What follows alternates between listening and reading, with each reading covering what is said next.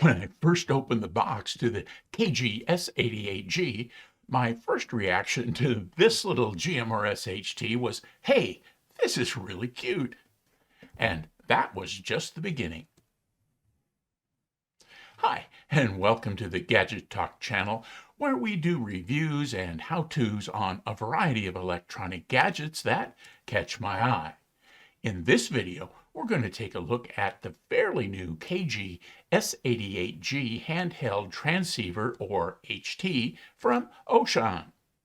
We'll be looking at one with the brand new earth color choice that goes with the gray, orange, and pink offerings.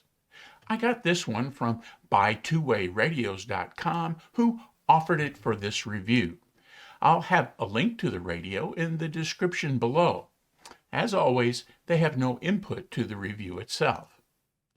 As I mentioned earlier, when I took this little single-band GMRS HT out of the box, my first reaction was, this is a really cute little radio. Now, that's not normally how I react to radios, but this one really does look good. It's a fairly small device that's small enough to fit in a pocket or a purse, and the fact that it's a single band radio with an antenna that's only about 5 inches long help keep it small. That being said, it's also fairly beefy. It feels solid with the included 2000 milliamp hour battery and the extra protection that goes along with its IP67 waterproof rating. It feels like a quality radio. The trend across many GMRS radio sets and brands is having a large number of user-programmable receive-only channels. Besides the standard 30 GMRS channels that include the 8 GMRS repeater channels, there are 370 additional channels for receive-only selections in the 400 to 480 megahertz range. That includes the 70 centimeter ham band. When using the CPS, any channel can be easily assigned to a GMRS frequency, which unlocks the transmit frequency column.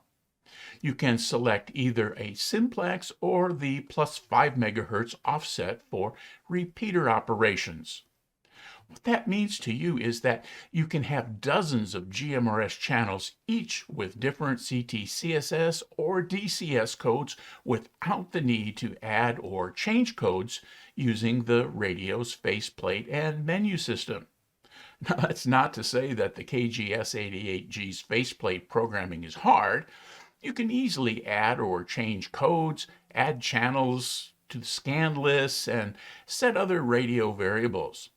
Personally, I just like programming my radios using the CPS, as my fat fingers make pressing the small keys on the faceplate a bit of a challenge.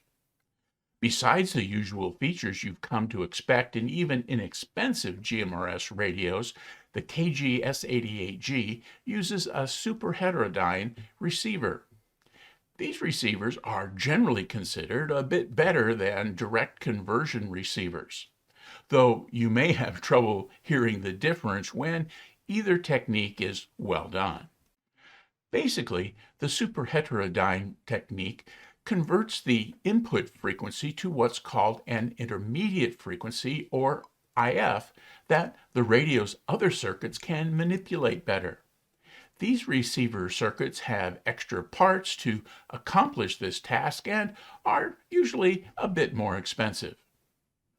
Let's take a look at what you'll get and do a quick tour of the radio and the radio's menus. Be sure to stick around to the end to have a look at a very cool accessory that will have your radio running for days without recharging.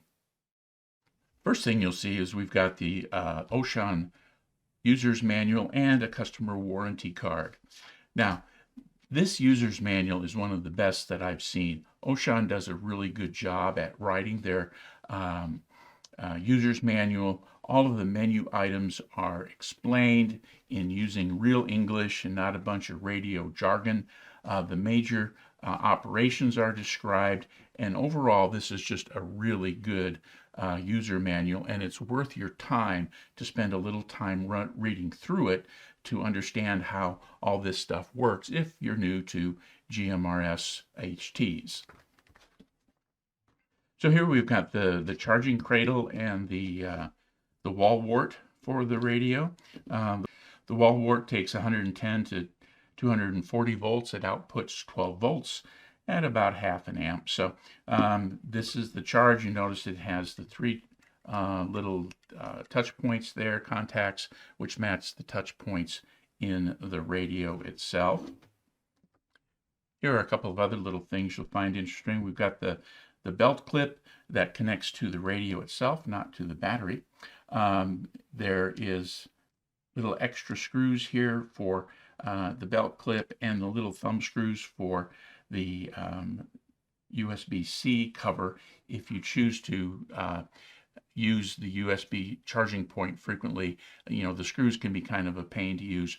Just keep in mind that the IP67 rating doesn't apply if you're using the thumb screws. And then, of course, the ever popular wrist strap that fits in a little loophole on the back of the radio. So at this point, let's take a quick look at the radio itself. So with our tour of the radio, you can see it's really a nice size. It fits easily in the hand, and this earth color is just really pretty. The keypads are here. The buttons are kind of small. That's why I mentioned I like programming in the customer programming software. On the top, you can turn the radio on and then change volume with this. And then this is a ratcheted knob where you can change through the menu items or change through the channels. There's a programmable button right up here, as well as two programmable buttons on this side, along with the push to talk. On the other side, you can see that these are screwed down. So here is the cover for the USB-C, and I've got it with a single screw right there. So I'll use a screwdriver and then just fold it back. And then this cover is for the accessories and the programming cable for that matter. So if you want to program using the CPS and the programming cable, you'll need to loosen these screws and take this cover off to access that K connector. On the back, there's really nothing special, just the battery. The battery has a little clip down here. And one of the buttons will control this little LED, so it has the ever popular flashlight. And then there is an LED right here that'll give you a transmit or receive indicator. Now the antenna is a little smaller than the multiband antennas you often see with dual band radios. It's tuned specifically for GMRS 462 to 467 megahertz in the UHF band.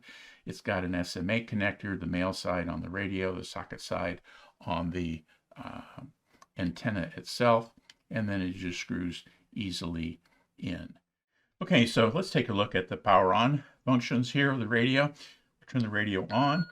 So when the radio powers on, you see it has the display with GMRS, whatever the last channel you had. I have it set here at GMRS channel 1.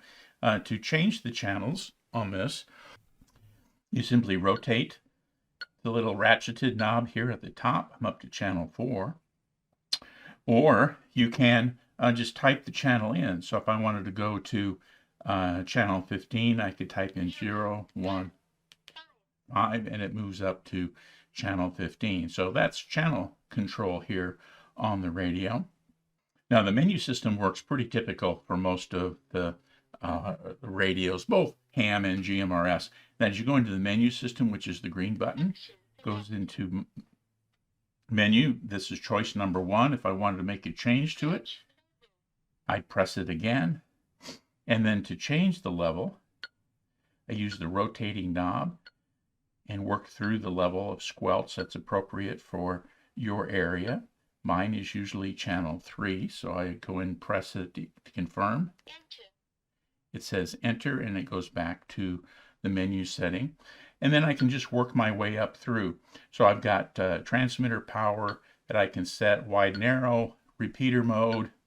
A work mode is basically how the display shows whether it's frequency or channel name or channel number. The backlight, I've got this set to off because it is better for filming, but when we're done, I'll probably turn this back on to like a 10-second backlight. And then if you just linger too long, it goes back to the regular setting. When you go back to menu, it goes to the menu setting that you were just working on.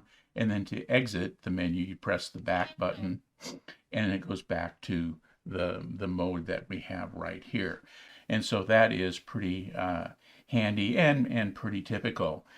So then on the keyboard itself, there are little shortcuts, and so you go menu 1, it takes you to squelch, menu 2 to power, menu 3 to wide, narrow, and so forth.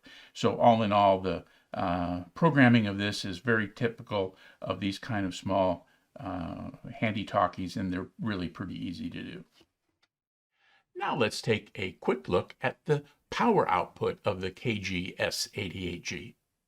I've got it set on GMRS channel 2 and in low power. So you'll notice I've got the power meter here, an MFJ 874, set on the 5-watt scale. So we'll be reading on the bottom arc of the display. So here we are in GRMS 2 and power setting low.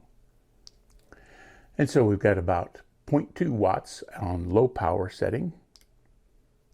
Let's change the power setting to high. Function select 2. Power select. Enter. Cancel. So now I've gone still on GMRS 2 and I've got the power set to high. So let's see what we get here. So about 3.1, 3.2 watts on high. So for a little handy talkie, that's pretty typical of the output I get from other handy talkies with this particular setup. So, you know, about 0.2 on low and about 3.2 on high power. Now let's jump into a quick overview of the radio CPS, or Customer Programming Software.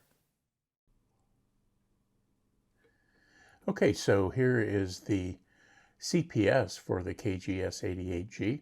If you've worked with other Wouxun CPSs, it has a very similar appearance.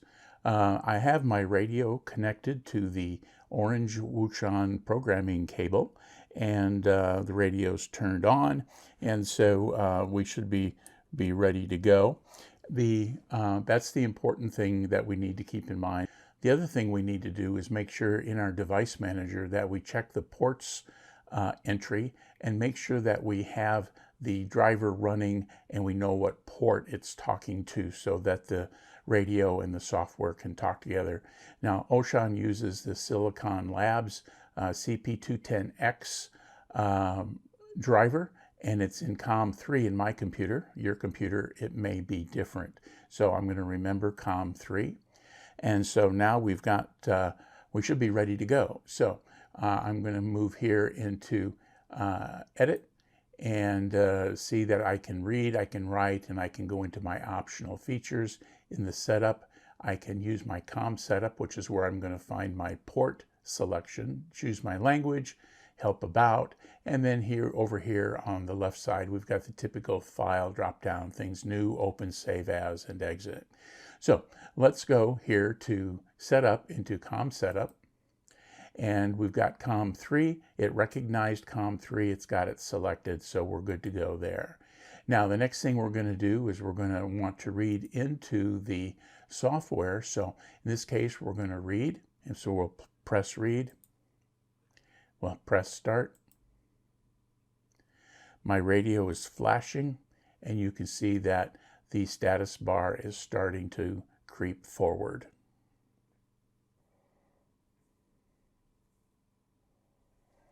So the read is complete. I'll click OK. That all disappears.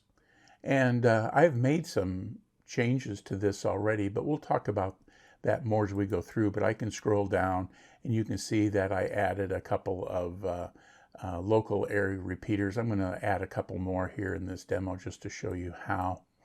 And so up here we've got the simplex channels listed. There's no codes on those.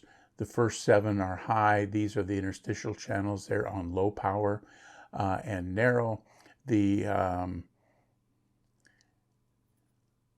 think we'll make a change, and I'll just show you how to do that. most of these you just have drop-down boxes, and so it becomes really easy to make changes to your channel setup up here. And so here we've got the higher GMRS channels running from 15 to 22, and then beginning on channel 23 we have the repeater channels that we can use.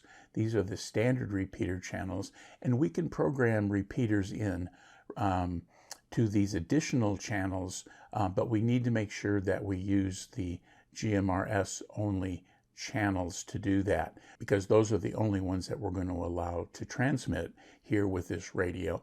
However, we could also put in the 440 band non-GMRS frequencies, such as ham repeaters and that kind of thing, but they're going to be receive only. So let's show you how to make a change here if we wanted to add one of our do-it-yourself repeater channels here. I've got a couple of them listed. So here let's add another repeater, and I'm going to add one here that's 462.675. So 462.67500. Click over here. Now you get a drop down with your transmitter frequencies, and we need to scroll down to the bottom and get to the 467.675. So we match. It's a 5 megahertz positive offset, okay? And then this particular repeater has the DCS codes, and so it's DCS 371. So we'll click here, and that's both in and out. And so we're going to scroll pretty far down. Right there's that'll fill in automatically the out, the transmit. We're going to keep high, and all these other things we're just simply not going to mess with. We don't care about it, and we're going to give it a name. And so this is out in the Waddell area of Phoenix, so I'm going to go Waddell. I only get 6 characters, but that's a meaningful name. I'll know what that is. And so that's the easy way to add frequencies here. Now, for example, if I wanted to add a ham frequency just to monitor a repeater, I'd go through the same thing. I'd leave this blank here because I can't transmit. The radio's not going to let me transmit, but all the entries are the same. So that's how we're going to manage our channels here. Now, the other thing that we can do is we can go into edit, and we can edit our optional features. And these are the various menu elements of the radio itself. And so I have the squelch set to 3. I've got a 90-second timeout timer. I've got an overtime alarm set. The voice is on, the auto lock is off. I'm going to use my key to lock the radio. I've got my scan mode to time operation. You can set it to carrier operation, where it stops when it hears a carrier, time operations, where it just lingers a while, or scan end, SE, where it will stop scanning as soon as it finds a channel where someone is talking. I've got the brightness control off right now. I'm going to do some videoing, so a lot of times the backlights blow out my camera. Backlight control is off. I've got Vox off, Vox delay I don't care about. I've got the Roger beep off.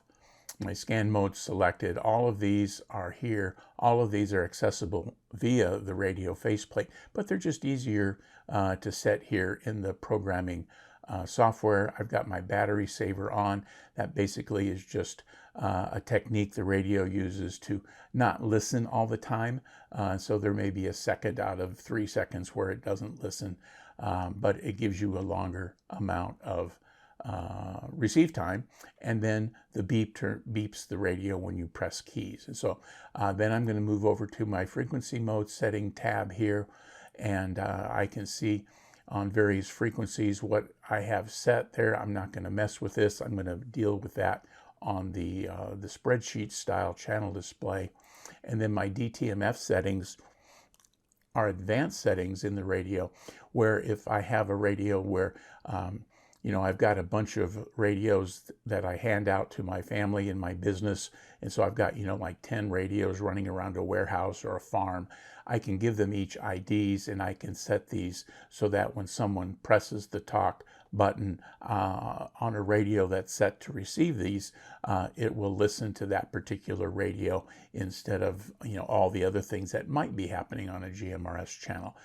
For the casual users, DTMF settings aren't going to be used, but for a more sophisticated user, you might in fact find these very helpful. So I've got those optional features set. I'm going to press OK.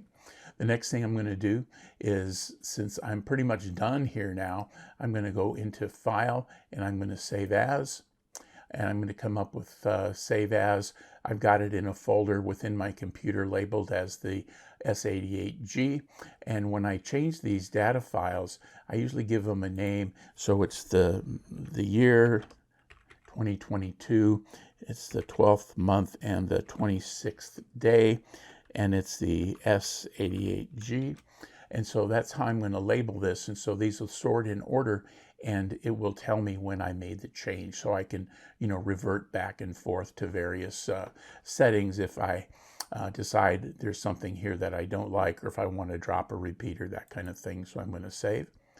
Now that I've got it saved, my next step is to write this back to the radio.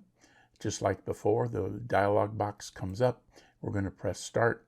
And you can see that the bar is starting to move across, the status bar, and my radio is flashing, and it says it's in. So that tells me that the data is going into the radio. And so I'm just going to wait for it to finish. So the write went OK, so I'll click OK. The radio reboot. And now I'm done. So that's a quick overview of the CPS for this little KG-S88G. Before we wrap this up, let's look at a handy accessory you might be interested in. So as promised, here's that interesting accessory that'll have you powering your little KG-S88G for several days at a time, more than likely. And that's this new battery pack. It is just the battery pack that holds the batteries. You take the lid off it like this, and then it'll open it up. And then it uses these 18650 batteries, and it uses the button top style battery. And these are 3500 milliamp hour batteries. So they are, half again or almost twice as the capacity as the 2000 milliamp hour battery in the regular battery pack that comes with this little radio. And it's just a matter of checking out the plus and the minus on these things and putting them in. This one goes the other direction. Put that in.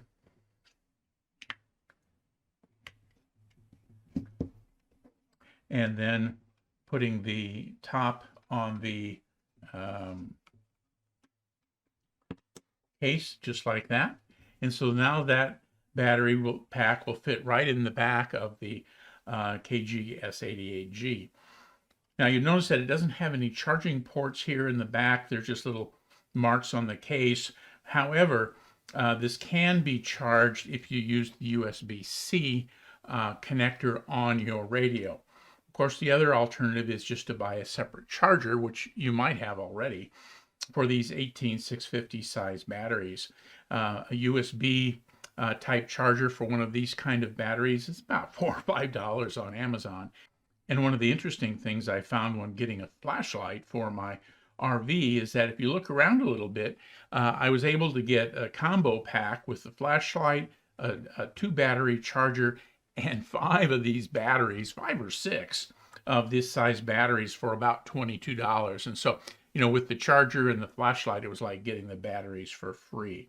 And so these batteries will have a lot of capacity, a total of 3,500 milliamp hours, 2 batteries in series, giving you that 2-cell LiPo kind of capability that the radio needs.